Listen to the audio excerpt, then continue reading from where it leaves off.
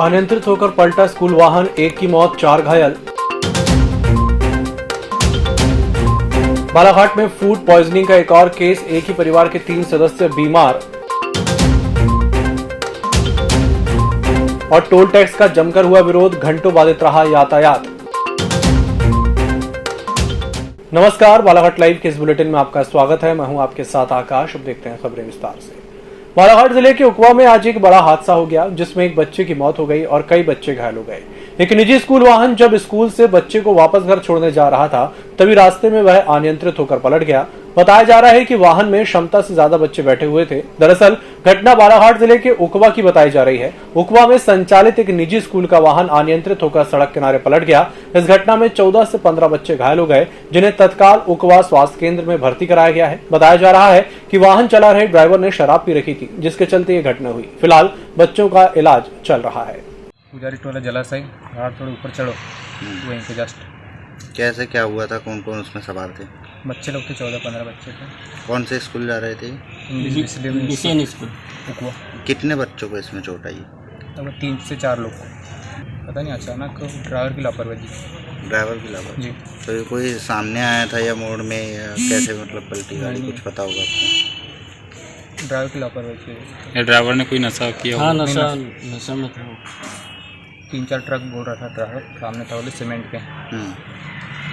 और इसमें पूरी गलती ड्राइवर की, तेज गति से चला रहा था। हाँ।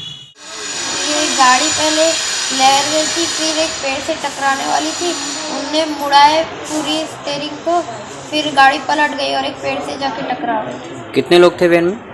12। बालाघाट के गोंदिया रोड में स्थित वीरू पानीपुरी दुकान में पानीपुरी खाने के दूसरे दिन एक ही परिवार के 3 लोग बीमार हो गए। तीनों बीमारों को उपचार के लिए एक निजी अस्पताल में भर्ती कराया गया है। बताया गया कि वार्ड नंबर 27 स्नेहनगर निवासी विनोद आडवाणी अपनी पत्नी और भतीजी के साथ 20 अक्टूबर की रात वीरू के गुपचुप सेंटर में पानीपुरी खाने गए थे। दूसरे दिन सुबह तीनों की तबीयत बिगड़ गई और उन्हें उल्टी और दस्त होने लगे, जिससे परिजनों ने उन्हें निजी अस्पताल में भर्ती कराया है, जहाँ उपचार के बाद सभी की हालत ठीक है। वीरू के परसों गुपचुप खाए थे सूरज बाजार के सामने जी। उसके बाद हमको क्या है, थोड़ा सा तकलीफ हो गई जी। उसके बाद में कहाँ आए आप? यहाँ हम आ गए, कल सुबह से तकलीफ थी, रात को। कितने लोगों को तकलीफ? हमारे घर में क्या नाम है? अंजलि आडवाणी। कैसी क्या तकलीफ है? उल्टी हुई? हाँ, मतलब लूज मोशन है, बीपी डाउन हो गया। तो शहर से कुछ ही दूर स्थित गर्रा टोल नाके में शुक्रवार को ट्रक एसोसिएशन और मजदूर यूनियन ने टोल टैक्स का जमकर विरोध किया। इस दौरान घंटों यातायात भी बाधित रहा। इसके साथ ही राहगीरों और स्थानीय निवासियों को काफी परेशानियों का सामना करना पड़ा, जिसके कारण यातायात व्यवस्था काफी प्रभावित रही। स्थानीय निवासियों सहित राहगीरों को काफी परेशानियों का सामना करना पड़ा।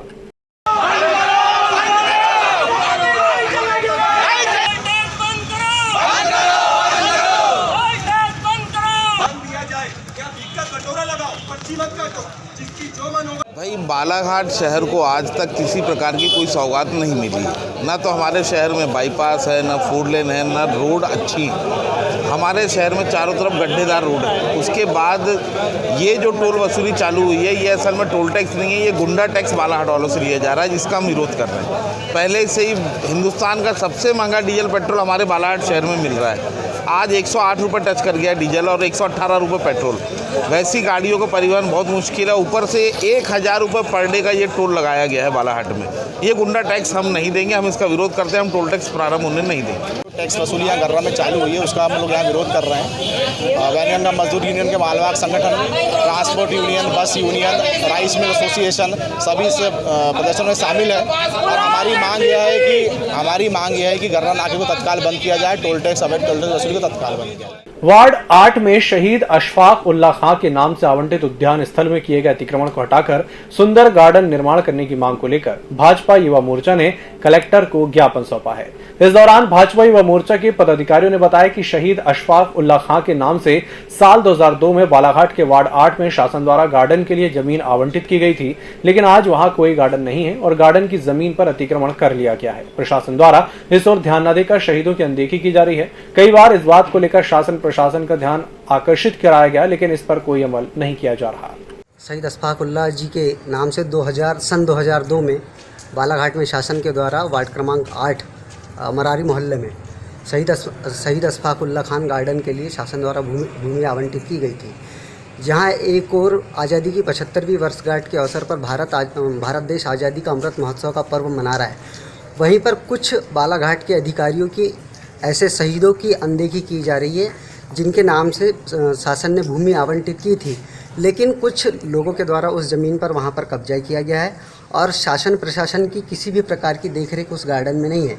लगातार भारतीय जनता युवा मोर्चा और समाज सेवी क्षेत्र में काम करने वाले लोगों के द्वारा लगातार इस बात को उठाते प्रशासन के सामने इस बात को लाने का काम हमारे द्वारा किया गया है, लेकिन प्रशासन लगातार ऐसे शहीदों की अनदेखी कर रहा है जिनके कारण आज हमको ये आज़ादी मिली है। बालाघाट से सिवनी मार्ग पर गर्रा में शासन द्वारा शुरू किए गए टोल नाके का कांग्रेसियों ने विरोध करते हुए राज्यपाल के नाम कलेक्टर को ज्ञापन सौंपा। इस दौरान कांग्रेसियों ने कहा कि शासन द्वारा पहले भी 11 अगस्त को रजेगांव से लेकर सिवनी तक टोल टैक्स शुरू किया गया था, जिसका विरोध करने पर टोल नाका बंद कर दिया गया, लेकिन फिर 22 अक्टूबर से इसे शुरू किया जा रहा है, जिसका सभी कांग्रेसी विरोध करते हैं। बालाघाट से सिवनी तक मार्ग जर्जर है। जब कोई मार्ग का निर्माण हुआ ही नहीं तो टैक्स वसूलने का कोई अधिकार नहीं है। उन्होंने कहा कि अभी लोग कोरोना संक्रमण के चलते आर्थिक संकटों से जूझ रहे हैं।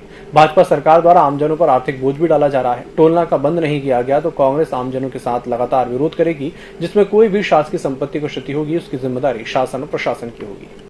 अब जिस रोड का निर्माण ही नहीं हुआ है और उस पर टोल टैक्स लगाया जा रहा है, इसी बात को लेकर के हमने प्रभारी मंत्री को भी 15 अगस्त को सबका सामने कही थी। बीजेपी के भी हमारे विधायकों ने हमारी सहमति व्यक्त करते हुए हमारे साथ में अपने भी विचार व्यक्त करते हुए कहा कि जायज़ है, वहाँ तक नहीं लगना चाहिए। और प्रभारी मंत्री जी ने सीएम से बात की, उसके बाद ये अनिश्चितकाल के लिए जो है स्थगित भी हो गया। मगर फिर आज देखो तो वही हरकत। अरे आखिर भाई जिनको अधिकारी क्या है, ये जब रोड बनी नहीं है, नई रोड बनती है, उसके ऊपर टोल टैक्स लिया जाता है। ये आप हम और सब दुनिया जानती है। मगर इस रोड में इन्होंने इसका न तो कोई रिकंस्ट्रक्शन हुआ है न कुछ किया है, तो कैसे इसको देश हमारे जिले की जनता कैसे इसका भार बन है। चित्रगुप्त सभा बालाघाट की आम सभा गुरुवार को स्थानीय शीतल पैलेस होटल में आयोजित हुई, जिसमें कायस्थ समाज के लोगों को एकजुट कर समरसता लाने और समाज के भवन निर्माण और कायस्थ बच्चों को शिक्षा सहित अन्य क्षेत्र में आगे बढ़ाने का विचार विमर्श किया गया। इस अवसर पर समाज के होनहार बच्चों को सम्मानित भी किया गया। संगठन के अध्यक्ष और अन्य पदाधिकारियों की नियुक्ति को लेकर भी चर्चा हुई।